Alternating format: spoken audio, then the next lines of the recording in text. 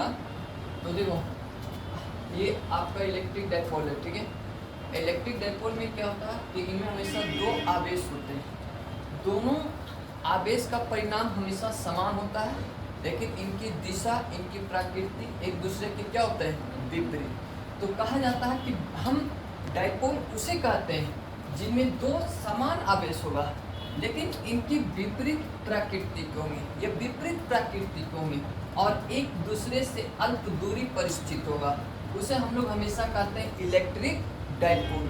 जैसे गौर से अगर देखोगे तो अगर इस फिगर को देखो तो क्या यहाँ पे आपको दो आवेश प्रयोग किया गया, तो दो आवेश प्रयोग किया गया तो इन दोनों के बीच कुछ न कुछ डिस्टेंस रखा गया और इन दोनों के बीच की डिस्टेंस को क्या द्वारा सूचित किया, 2L द्वारा।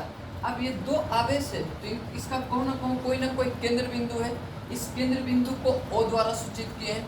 अब इसको O द्वारा सूचित किए हैं तो O से लेके प्लस Q के बीच की दूरी L और यहाँ O से लेके माइनस Q के बीच की दूरी भी L।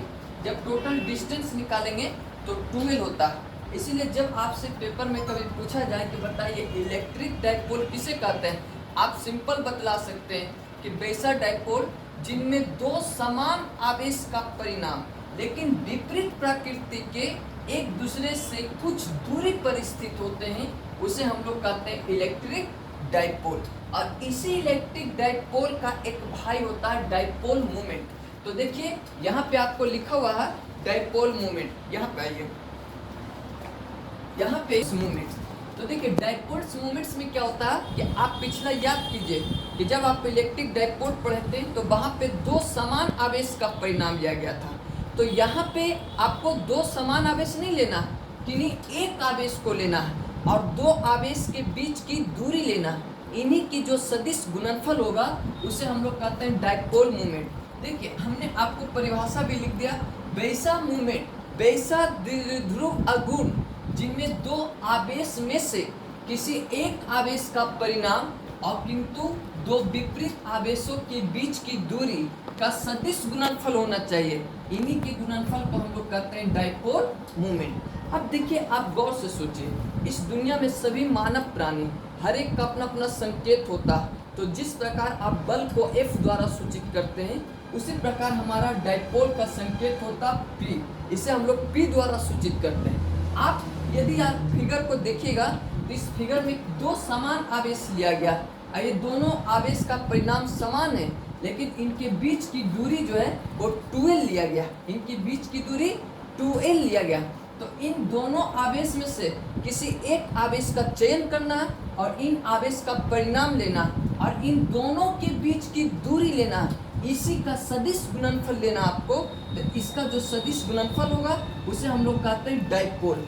अब आप सोचिए कि हमने P के ऊपर एरो लगा रखा, 2L के ऊपर एरो लगा रखा, अब Q के ऊपर एरो नहीं लगा रखा, क्योंकि आवेश का कहा परिणाम और आवेश होता अदिश राशि, इसीलिए इस दुनिया में जो अदिश राशि होते हैं उसका कभी भी संकेत एरो नहीं होता है।